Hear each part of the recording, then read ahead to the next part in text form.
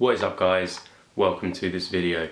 Just noticing that I kind of look like a prepubescent child again. I have had another shave because it was starting to get in my mouth and I'm not used to that, so I thought I'd get rid of it.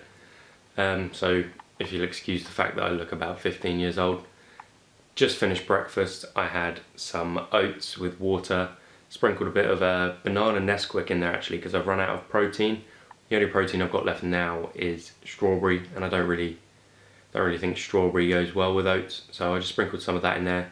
Pretty much nothing in it because it really was a small amount just to give it, an ounce of flavour, and also dropped about a tablespoon of peanut butter in there to add some fats and some proteins to breakfast. I've also had a protein shake, so that's another 30-40 grams. So as I was saying, today I just want to take a couple of minutes. I'll make sure that I do not ramble on this one, but I just want to talk quickly about why I'm cutting in the winter as opposed to the summer, which is kind of counterintuitive compared to what I usually do and what seems to be what the majority tend to do. Majority of people tend to cut, starting in the spring, sort of trickling over into the summer. This tends to be because, I don't know, maybe people want to get in shape for summer.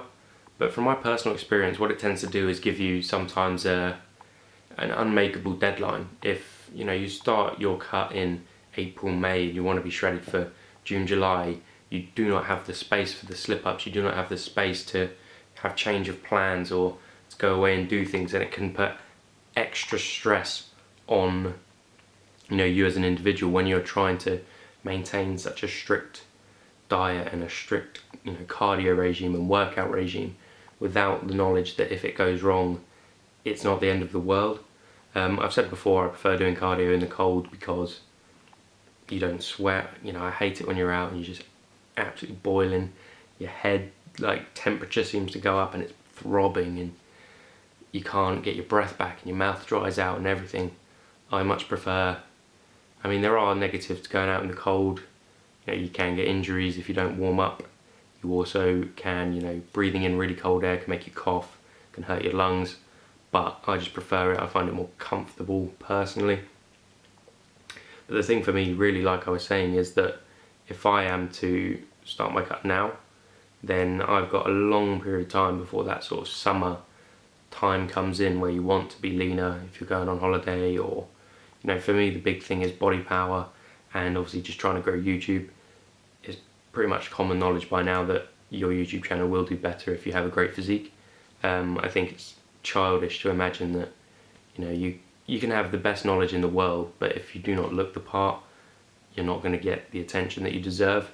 So obviously that's what I'm striving for. I'm striving to go back to that physique that I once had, but obviously after 2 years of bulking, hopefully with substantially more muscle mass, and to be able to show that off at things like Body Power, or in the summer, to be able to go outside to adventure, to get cool photos to go on Instagram, or to record cool videos, outside, out and about, all sorts. And obviously if you're getting a tan in the sun, tans look great with abs and everything like that. So I tend to prefer usually to go for the summer, but I'm very much changing my mind, and very quickly. I am loving doing it in the winter. I don't know why. It might be also because of the shorter days, because obviously it gets dark earlier and gets light later. You'll find that the day isn't so stretched out. You're not up for so long trying to make it through without eating or cheating on the diet or doing something of that sort. You wake up, you have your food, you go to work, whatever it happens to be, you go to the gym, you do this, that and the other, and all of a sudden it's dark and it's time for bed, and your body naturally slows down. So I think that's another benefit to cutting in the winter as opposed to late spring, early summer, like a lot of people, myself included, tend to do.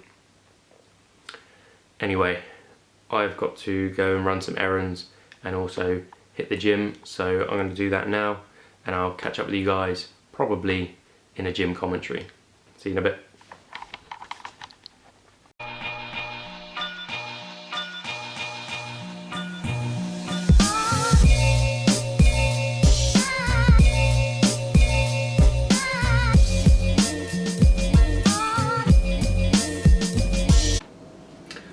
guys, what is up? I am just checking in with you to let you know something. Basically today I have been pretty busy all day, and so I've actually not eaten as much as I normally would have by this stage of the day. It's about 3 o'clock in the afternoon now. I'm going to work in about an hour, so I don't have too much time. So what I've done is I've just cooked up this sort of gluten-free chicken goujon, sort of breaded chicken, if I show you here. Basically I've got more fat to go today. I've got it spare, so I thought it was in the freezer, I don't want it to go off, so I may as well use it. There's about 7 or 8 there, which is like half a pack, which if I check the macros quickly is roughly 20 grams of fat, 500 calories, and what else have we got? 22 grams of protein ish. Yeah, about 25 grams of protein and about 35 grams of carbs. So not really too bad, to be honest. I mean, the fat content is quite high, but, you know, it's chicken and breadcrumbs, so don't know what you can really expect with that. So I'm going to crack on with those because I'm sure they'll be delicious. It's a great thing to do actually sometimes if you're getting bored of just grilled chicken, you know, steak, vegetables, just really sort of simple fat-free options. Sometimes just restrict your fat earlier in the day, like have a lot of egg whites instead of whole eggs. Less peanut butter in the morning for me would be another one, and that way I can indulge a little bit with something like this and it won't throw my macros too out of whack. So I'm going to get on and eat that, and I'll catch up with you guys in the workout in 2 secs.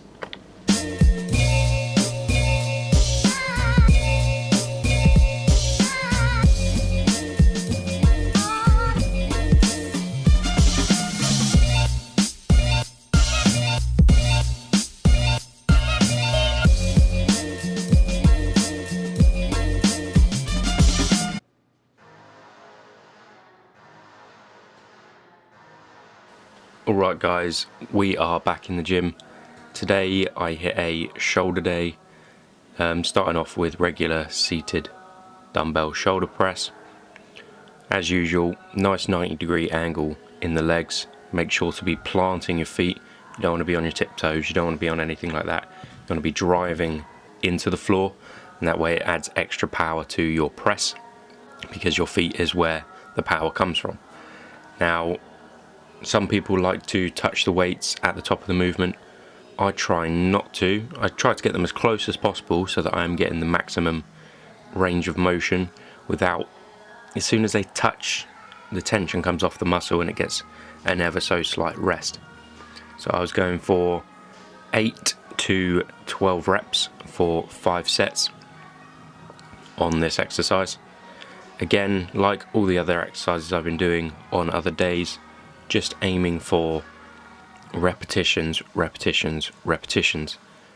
Small rest times, you know, just making sure the weight isn't too heavy, but heavy enough to make those 8 to 12 reps difficult. Now, moving on to Arnold press. As you can see, again, going for 8 to 12 reps. The weight is much lighter here, just so that I can make sure that the movement is nice and smooth and moving at a steady pace. And that way again we are getting that heart rate up and enabling more calories to be burnt.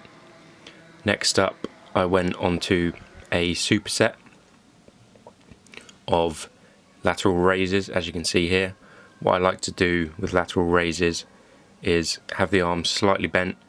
I'll do a set of 12, and after 6 I'll swap to my other leg in terms of my stance. That way I do not have to worry about overtraining one side more than the other, because obviously as you are twisting there is going to be a slightly different load applied to the muscle.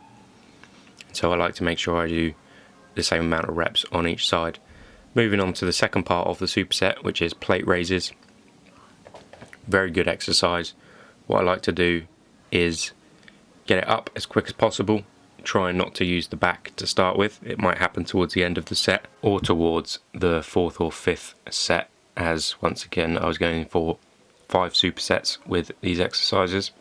But once I've got the weight up on each rep for the plate raises, what I like to do is to just try and slowly let it go to make sure that I have the control all the way down, and then on the last rep, sometimes what I like to do, maybe if it's the last set of the 5, I will let the weight come down as slowly as physically possible to make sure that I'm really straining the muscle. But anyway guys, that is it for today.